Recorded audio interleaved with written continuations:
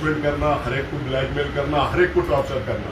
अभी मैं आपको बता दूं कि 1-2 लीटर मेरे भाई अब इस दुनिया में नहीं है, मरूम सलीम खान मौला और उनके बच्चे, उनके बारे में टैक्स को सील करो बोलता, गिनती करो, अभी के उसमें टैक्स लगाओ।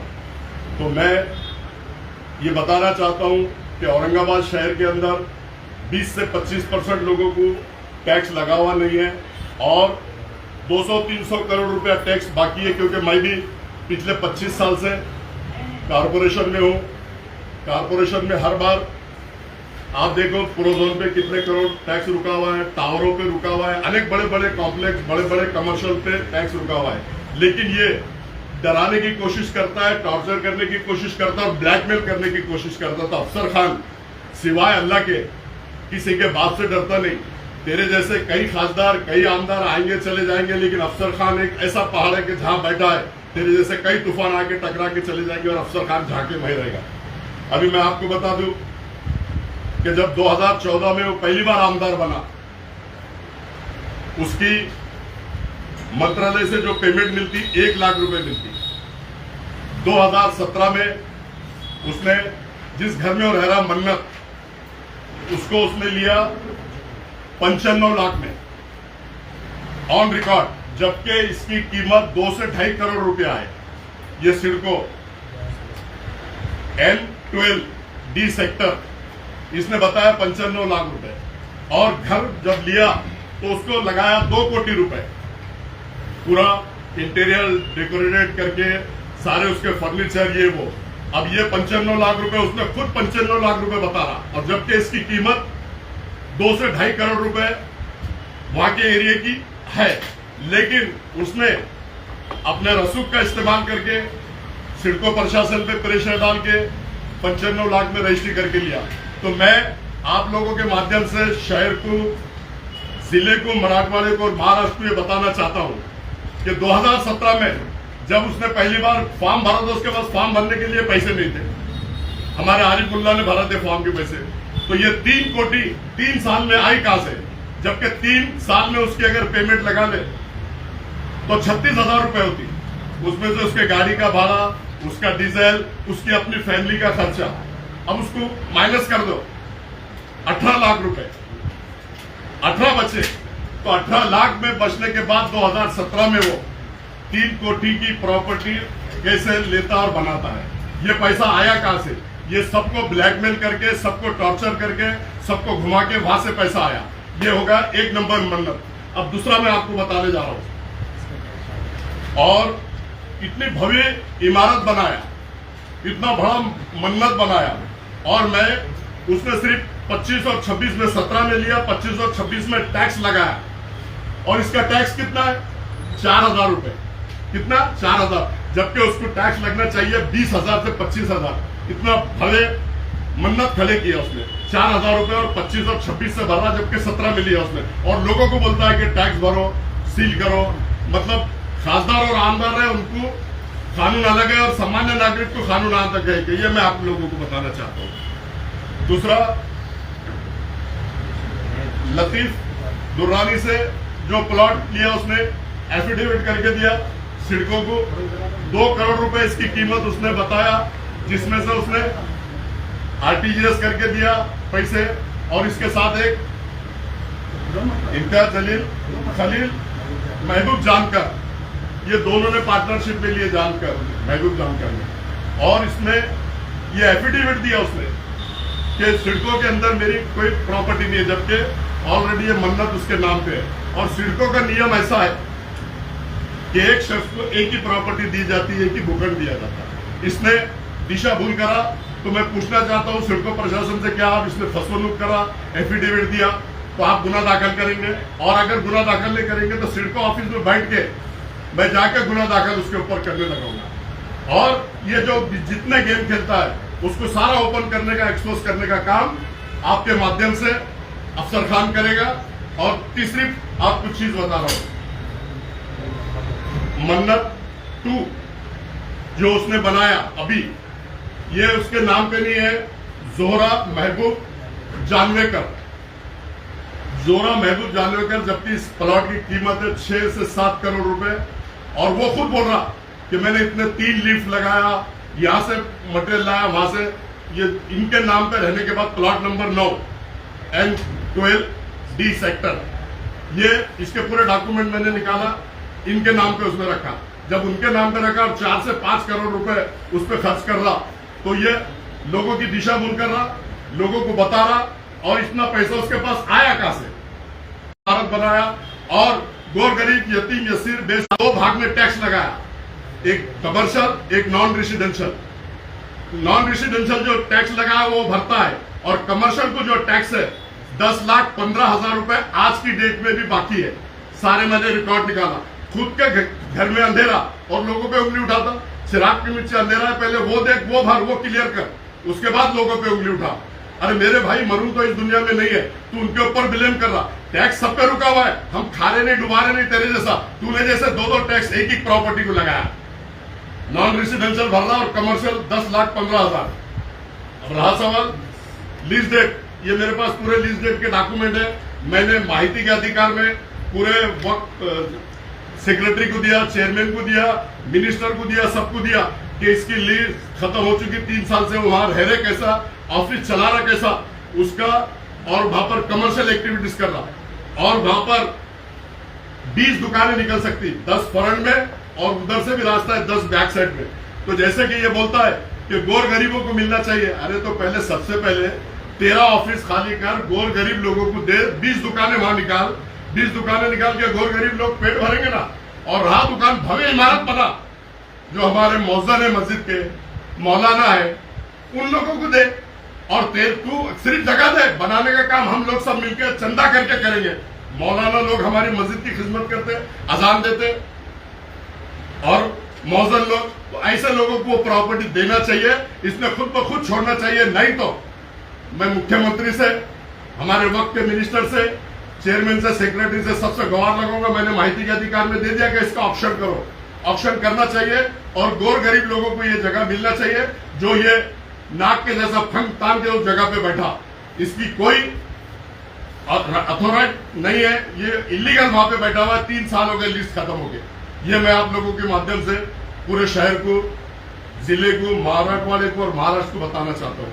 तो ये खुद इतने घपले करता है, गोर गरीबों की जगह पे बैठता है। आपने देखा होगा जालना रोड की उसने आवाज उठाया था वक्फ बोर्ड की, उसमें कहा था, वो वीडियो भी है मेरे पास, बोले तो वो वीडियो भी मैं आप लोगों को दिखाता कि यहाँ पर धन्ना सेठ बैठ के FIR कराऊंगा, FIR कराने के बाद यहाँ पर सारी जगह वक्त के पोजीशन में लूंगा, और गोर गरीब लोगों को यहाँ पे दुकानें मकाने बना के दूंगा।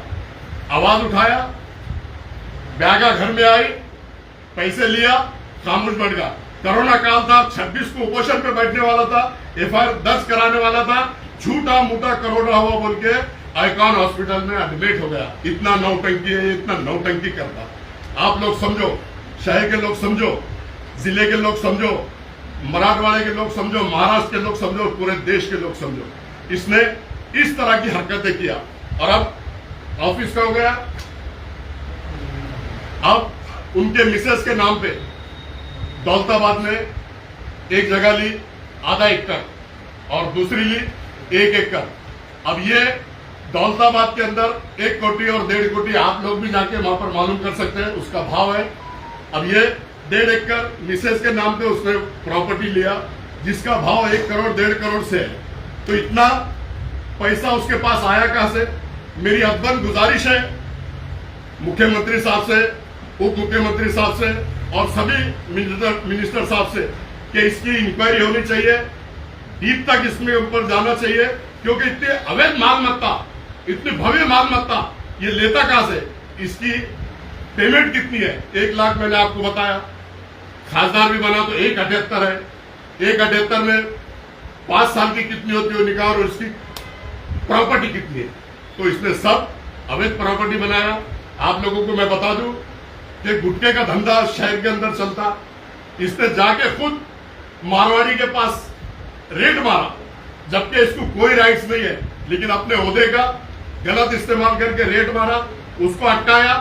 उसके बाद में अनवर जो गुटखे किंग है उसके साथ पार्टनरशिप किया, उसके बंगले पे भव्य पार्टी है, मेरे पास सारे फोटोज है, सारे प्रूफ है। अनवर के साथ पार्टनर बना, गुटके में भव्य पैसे कमाया। उसके बाद में बायोडीजल में 3 लोगों के साथ पार्टनरशिप किया, उसमें पैसे कमाया। रेती का धंधा खुद उसके साथ में जो रहते उनके साथ मिलके किया। अनाज के जो रह जाते गरीब लोगों के 2 रुपए में जो अनाज मिलता राशन की दुकान पे, उनको उसको भी ब्लैकमेल करने का काम किया। तो इसका जो धंधा है ये सिर्फ लोगों को ब्लैकमेल करने का, टॉर्चर करने का, लोगों को दबाने का, धमकाने का और अपने पोस्ट का गलत इस्तेमाल करने का, लोगों पे प्रेशर डाल के इतनी भव्य प्रॉपर्टीज उसने बनाया। तो मैं हाथ जोड़ के विनती करता हूं हमारे कलेक्टर साहब से कि 5 साल आमदार था, 5 साल खासदार था, इसने कितने गवर्नमेंट के फंड लाया उसकी तहकीकात करनी चाहिए। मेरे हिसाब से इन्हें अनेक फंड लाया, इसने सीएम साहब का फंड लाया, डिप्टी सीएम साहब का फंड लाया, महाजन साहब का फंड लाया, इसने अनेक लोगों से धनंजय मुंडे साहब का फंड लाया और स्मार्ट सिटी में काफी इसने काम किया। स्मार्ट सिटी के जो काम चल रहे थे कई जगह जाके नारियल फोड़ा इसने और इसके लोगों ने। तो इसने डीप चौकसी कलेक्टर साहब ने करना चाहिए, हमारे मुख्यमंत्री साहब ने करना चाहिए, उप मुख्यमंत्री साहब ने करना चाहिए। मैं अदबन गुजारिश करता हूं अगर इसकी सही इंक्वायरी हो गई तो ये जेल में नहीं जाएगा। तो आपके माध्यम से मैं चैलेंज के साथ बोलता हूं कि इसमें जेल में जाना चाहिए, इसकी जगह जेल में है, इसकी जगह रोड पे और लोगों में नहीं है। ये जो भ्रम फैलाता है, जो लोगों को उकसाता है और लोगों में जो कौम और मिल्लत की बात करता है और कौम और मिल्लत की प्रॉपर्टी पे तू बैठता है, गोर गरीब यतीम यसीर साहब की जगहों पे तू बैठता है। ऐसा अगर ये कर रहा है तो इसके ऊपर कड़क कार्रवाई होना चाहिए। आपके माध्यम से मैं ये बताना चाहता हूँ और किसी को कुछ पूछना है तो पूछ सकता हूँ। सर भाई, आप ये हमेशा एमआईएम के अगेंस्ट क्यों रहते हैं? क्या एमआईएम पार्टी से आपका कोई विवाद है? आप हमेशा मुद्दे उठाते हैं, एमआईएम के खिलाफ जाते हैं। बड़ा अच्छा सवाल किए। देखो, मैं वंचित बहुजन अघाड़ी में काम करता हूँ, आदरणीय नेता मेरे प्रकाश अम्बेडकर साहब है। मेरी दुश्मनी ना एमआईएम पार्टी से है, न मेरी दुश्मनी शिवसेना से है, न मेरी दुश्मनी बीजेपी से है। मेरी लड़ाई तत्वों की होती है। मैं लड़ाई तत्वों की लड़ता, जो गलत करता है उसका पर्दाफाश करने का काम मैं करता हूँ। उसने जैसे आपने बताया, आप देख लो, मैं 30 साल से राजनीति कर रहा हूँ और ये जब 6000 की नौकरी करता था एज ए कैमरामैन, मैं कोई ब्लेम नहीं लगा रहा उसके ऊपर, लेकिन मुझे राजनीति में 30 साल हो गए, मैं किसी के ऊपर ब्लेम नहीं करता। जो सच्चाई है वो आप लोगों के सामने रखा। और मैं आपको बता दूं कि आपने देखोगे एमआईएम में अनेक पदाधिकारी है, अनेक कारपोरेटर है, मेरी सबसे अच्छी है, सबसे बनती है। मैं किसी के खिलाफ नहीं है, ना एमआईएम पार्टी के खिलाफ है। एमआईएम पार्टी में 26 नगर सेवक है। कारपोरेशन के अंदर देखा होगा आप लोगों ने, आपके माध्यम से उनके इशू पे मैंने भी बात किया, उनका साथ मैंने दिया। लेकिन ये जो गलत हरकत करता है, आपने देखा होगा, मकबरे को उचका के, सिटी सर्वे को उचका के, कलेक्टर को मैनेज करके, पुलिस डिपार्टमेंट को मैनेज करके मेरे घर पे पूरा फोर्स भेज दिया था कि गवर्नमेंट की जगह है तो दूध का दूध पानी का पानी हो गया। उन्होंने गिनती करे, बलजबरी हमारे जगहों में घुसे, इसमें घुसने लगा। और उसका बेटे का एक फेसबुक लाइव देखा कि हमने कुर्सी का कभी गलत इस्तेमाल नहीं किया। अरे ये गलत इस्तेमाल नहीं तो क्या है? हमारे घर पे घर का बेघर करना चाह रहा, हमारी फैमिली को गवर्नमेंट की जगह बता रहा और खुद लीज पे लेना चाह रहा, स्पॉट अच्छा है बोल के। नियत देखो, उसकी नियत में कितना डामाडोल है और उसकी नियत कितनी खराब है। अभी जो मामला चल रहा है संजय सिरसाट जी का और इम्तियाज जलील जी का, तो उसको देखते हुए तो आप ये कदम नहीं उठा रहे जो पुलिस रखते हैं? देखो, संजय सिरसाट साहब पालक मंत्री है, ये खासदार रह चुका, आमदार रह चुका।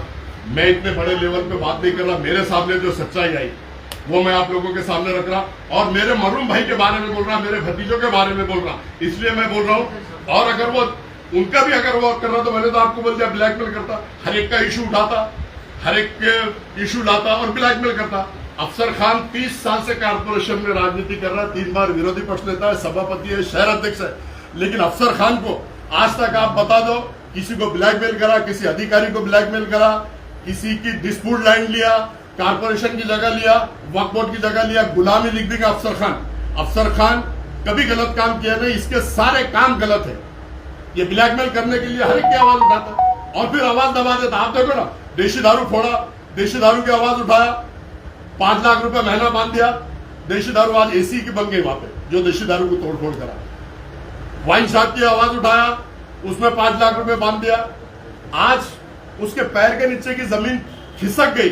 जो उसको हफ्ते आते थे, जो उसको पैसा आता था, आज वो पैसा उसको दिख नहीं रहा। इसलिए उसका संतुलन बिगड़ेगा। इसके लिए इस पे इल्जाम, उस पे इल्जाम, इस पे इल्जाम लगाने का काम पूरे शहर में, पूरे जिले में, मराठवाड़े में और महाराष्ट्र में करना। और अभी आपने देखा होगा कि वो बोल रहा है कि फिर से मैं पत्रकार बनकर बन जा। अच्छी बात है, खुशी की बात है। हमें ये तुम लोग भी सब हमारे भाई लोग पत्रकार है, बड़े बड़े चैनल चल रहे हैं, लेकिन जो काम तू करता ये सब लोग वो नहीं करते। लेकिन तू भी इनके जैसा सच्चाई को सामने ला, सच्चाई कर, ब्लैकमेल का धंधा मत कर और ब्लैकमेल मत कर, लोगों को टॉर्चर मत कर। मेरी ये बोलना है आपके माध्यम से। साहब आपने मन्नत टू का अभी सब्जेक्ट निकाला, वो जोहरा महबूब अली जो है उनका एनओसी उसको नहीं है, ऐसा बोल रहे हैं। देखो, दोनों मन्नत टू ना तो सिडको की एनओसी है ना कारपोरेशन का परमिशन है। मैंने 2004 से लेके N12 में कितने लोगों को परमिशन दिया वो भी मैंने निकाला। कंप्यूटर में हमारे पास कल कारपोरेशन में मैं, मेरा दोस्त सभापति, हम सब गए थे। मेरे पास सारा रिकॉर्ड है 2014 से लेके 2025 तक। वहां पर किसी का भी परमिशन नहीं है। दोनों जो मन्नत है वो इलीगल बने हुए हैं, ना उनको सिडको की एनओसी है ना कारपोरेशन का परमिशन है। इतना बड़े इमारतें खड़े किया उसने एक अपनी पोस्ट के दम पे कि मेरा कोई कुछ नहीं बिगाड़ेगा। लेकिन ऊपर वाले के पास देर है, अंधेर नहीं। जरा रुको, ठहरो, इंतजार करो, सब आगे आगे सच्चाई भी सामने आएगी और होगी। दूसरी बात मैं आपको बता दूं, हारिस और मॉरिस इसके दोनों पार्टनर है। अभी 300 बेड का जो जालना रोड पे काम चल रहा, हमारे आदरणीय नेता गोपीनाथ राव जी मुंडे साहब, 300 करोड़ का काम है। इसमें भी ये पार्टनर है मॉरिस के साथ। नेहरू भवन में इसमें पार्टनर है मॉरिस के साथ। और अभी जो पूना में जो काम चल रहा हारिस का, एक 36 फ्लैटों का काम चल रहा, उसमें भी ये पार्टनर है। एक 72 फ्लैटों का काम चल रहा, उसमें भी पार्टनर है। अनेक जगहों पे ये पार्टनरशिप करता है, लोगों को टॉर्चर करता है, लोगों को दबाता है। आपने देखा होगा अभी तुम्हारे आमखास पे जो भव्य ऑफिस बन रहा था वक्फ बोर्ड का और माइनॉरिटी डिपार्टमेंट का, उसको क्या जरूरत थी इसके काम रोकने की? क्योंकि जब ये वक्फ बोर्ड का मेंबर था 3 साल, वक्फ बोर्ड का मेंबर था, खासदार था, इसी के पीरियड में वो काम मंजूर हुआ है। अभी ये खासदार नहीं है, ये वक्फ बोर्ड का मेंबर नहीं है, तो इसको गांधी जी ने मिला ना कमिश्नर, इसके लिए जाके उसने बंद करा प्रेशर डाल के। तो इसका धंधा ही कमीशन लेना है, लोगों को ब्लैकमेल करना है, इसलिए वो काम उसने रोका। एक अच्छा काम होने जा रहा था। और ग्राउंड को मुझे मालूम है ना, मैं उस पर क्रिकेट खेला हुआ है, फुटबॉल मेरी टीम खेलती, मेरे बच्चे वहां पर खेलते, मैं खुद खेला हुआ है। ग्राउंड एक अलग है और ये ऊपर के लेवल पे ऊपर जाके बन रहा है। उसमें आपको वक्फ बोर्ड ने भी, सचिव ने भी उसको क्लियर किया कि ग्राउंड को कोई धक्का नहीं है। लेकिन ग्राउंड के आड़ में लोगों की भावना से खेलना, लोगों की भावना भड़काना, इसकी आदत है। और खुद का उल्लू सीधा करना, गांधी जी लेना, ब्लैकमेल करना, बैग भरना और मुंह आवाज बंद कर देना। जितने भी इसने आवाज उठाया, एक का आप रिजल्ट बता दो, मैं गुलामी लिख के दूंगा इस शहर में, आपकी भी और सबकी। सब मैनेज होता हो, हर जगह आवाज उठाता, मैनेज हो जाता और मैनेज होकर काम करता। अपना घर भरे, दुनिया जाए किधर भी, अपना घर भरे, अपना घर, अपना विकास, अपने फैमिली का विकास। 2-2 मन्नत, अनेक लोग, सिडको में, होटल में पार्टनरशिप, अनेक काम वो करता है। सिर्फ खुद का विकास करता है, ना शहर का विकास करा, ना जिले का विकास किया, ना किसी का विकास किया। खुद का विकास करने का काम उसका है। ऐसा मैं आपके माध्यम से कहना चाहता हूँ। आपको अकेले कोई नोटिस क्यों भेजा हो, क्यों टारगेट कर? मेरे अकेले को नहीं, मेरे दूर दूर तक, क्योंकि टैक्स बाकी है ना, हम एक्सेप्ट कर रहे ना। क्या लगेगा उसका? इंटरेस्ट लगेगा। कई लोगों पे बाकी करोड़, जैसे मैंने अभी आपको बताया, प्रोजोन का है, टावर वालों का है। तो वो सलीम मतलब मेरे को दबाना चाहता हूँ कि मेरे भाइयों के ऊपर हाथ रख के, मेरे भतीजों को करके कि मैंने दबना और उसको बोलना। अरे अफसर खान का सर अगर झुकता है तो अल्लाह ताला के सामने तेरे जैसे 56 खासदार आएंगे और 56 खासदार जाएंगे। अफसर खान ना कभी डरा है, न कभी डरेगा, न कभी झुकेगा। सच की लड़ाई लड़ता है और सच की लड़ाई लड़ेगा। आदरणीय बाबा साहब अम्बेडकर ने हमको बताया कि सच्चाई रास्ते पे चलो, सच का साथ दो, गोर गरीब लोगों के काम करो। और मैं 25-30 साल से गोर गरीब लोगों के काम करता, सदन से चुन के आता, 3 बार विरोधी पक्ष नेता। ऐसे ही नहीं बना मैं, मुझे लोगों ने बनाया 25 नगर सेवक, 26 नगर सेवक। मैं इंसाफ की लड़ाई लड़ता हूँ और लोगों को न्याय और इंसाफ देने का और विकास का काम। विकास इसलिए मुझे किराड़पुरा से मेरा खुद का वोट नहीं है, ना मेरा कोई खानदान का वोट है, ना मेरा कोई रिश्तेदार। 2 बार मुझे चुन के दिया, भीमनगर से चुन के दिया, भौसिंगपुर से चुन के दिया। क्यों दिया? कि मैं विकास पुरुष के नाम से जाने जाता हूँ और लोगों का विकास करता हूँ। मैं लोगों के आड़ी अड़चन में जाता हूँ। मैं नाइट में कितने भी हादसे होने तो पुलिस स्टेशन पहुंच जाता हूँ, स्पॉट पे पहुंच जाता हूँ। लोगों की मदद करना मेरा काम है और मैं करता हूँ, इसलिए मुझे लोग बार बार चुन के देते हैं, ऐसा मैं बताना चाहता हूँ। वो बोर्ड की 100-125 एकड़ प्रॉपर्टी उनके पास होने की भी बात है। ये देखो वक्फ बोर्ड की प्रॉपर्टी मैंने ये दिया, उसने मेरे पास माहिती का अधिकार है, लेकिन वक्फ बोर्ड ने हमको ऐसा दिया कि हमको जब मालूम पड़ेगा, वक्फ बोर्ड को सब मालूम है, ये मेंबर है ना, ये मेंबर है, चेयरमैन के साथ बैठता है मीटिंग में, और मैं भी एक लेटर दे रहा हूँ वक्फ बोर्ड को कि इसके कार्यकाल में 3 साल के अंदर कितने प्रस्ताव मंजूर हुए और कितने लोगों को जगह अलॉट की और कितनी इसने लिया और इसके रिश्तेदारों के नाम पे लिया, वो सारी माहिती अभी मैं निकाल रहा हूँ। तो उनका लेटर का भी जवाब दे रहा हूँ मैं। सच्चू का लेटर आया मेरे को कि अभी हम मालूम करके बोलेंगे। मेरे हिसाब से, मेरी मालूमात के हिसाब से बम्बई में जगह है वक्फ बोर्ड की, पूना में जगह है, औरंगाबाद में जगह है, पीसा देवी पे जगह है, धोरकिन पे जगह है। तो ये जगहों का सब जब डॉक्यूमेंट लूंगा तो डंके की चोट पे बात करूंगा और डॉक्यूमेंट आएंगे। अगली प्रेस में लूंगा जो आपको बेंगलोर के आगे मैंगलोर है, वहां पे इनका फार्म हाउस है, हैदराबाद में है, पूना में भव्य मन्नत बन रहा, उसकी भी मालूमात आ गई, लेकिन डॉक्यूमेंट नहीं आया, इसलिए मैं उसके ऊपर ज्यादा बोलना नहीं चाह रहा।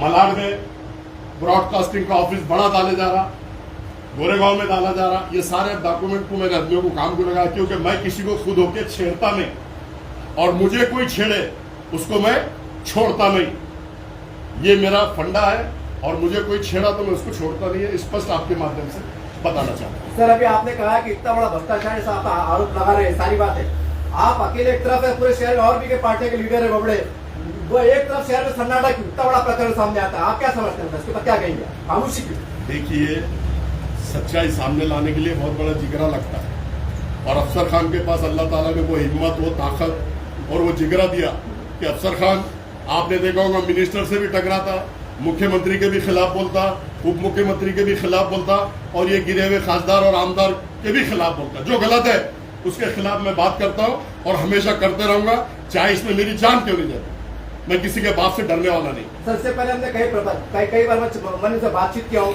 प्रेस के अंदर, वो आप भी आरोप लगाते हैं कि आपकी भी जो है तो बड़े बड़े कारोबार है, गलत के कारोबार, ये आपके क्या आरोप लगते हैं, इसके ऊपर आप क्या कहेंगे? अरे आरोप लगाना इसका धंधा ही है ना, ये कितने धंधे बता दिए आपको, कितने जनों के साथ पार्टनरशिप करना, मेरा एक बता दो, गुलामी लिख के दे दूंगा, एक बता दो ना। हमारा 25-30 साल में ना हमारा कोई रिकॉर्ड है पुलिस स्टेशन में, ना कहीं हमारे पे केस है, ना हमारे ऊपर कोई झगड़े लफड़े के केस है, ना जमीन जायदाद के केस है, ना हम ऐसे लफड़े करते हैं। हम ऑथेंटिक काम करते हैं, ऑथेंटिक रहते हैं, इसलिए तो आज मेरे साथ जितने भी कारपोरेटर थे 95 से लेकर आज तक, मार्केट में कितने बताओ ना। एमआईएम जो आई है, लोगों की भावना से खेली, लोगों के जज्बात से खेली, फाइट करने वाला सिर्फ अफसर खान है, और सच्चाई को सामने रखने वाला अफसर खान है। और आदरणीय हमारे नेता प्रकाश अंबेडकर साहब कभी भी बोलते हैं कि सच्चाई को छोड़ो मत, टकराने की ताकत सबसे रखो, अल्लाह भी आपका साथ देगा, गोर गरीब लोग भी आपका साथ देंगे। आदरणीय बाला साहब मेरे हमेशा ऐसा कहते हैं। अफसर भाई, जो ये प्रकाश अम्बेडकर साहब के बारे में कहा गया कि दूध का जला छाछ के भीतर, इस बारे में क्या कहेंगे?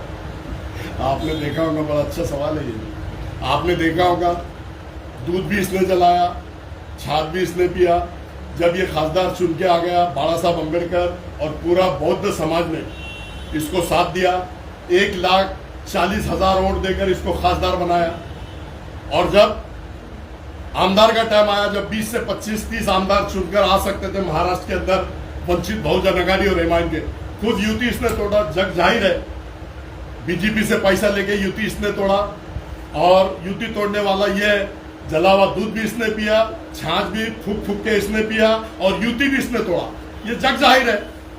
यूटी ना बाला साहब ने तोड़ा है ना करा, टाइम पे इसने यूटी तोड़ा, ऐसा मैं आपके माध्यम से बताना चाहता हूँ। पालक मंत्री साहब के साथ आपकी कुछ बातचीत हो गई है इस मामले में?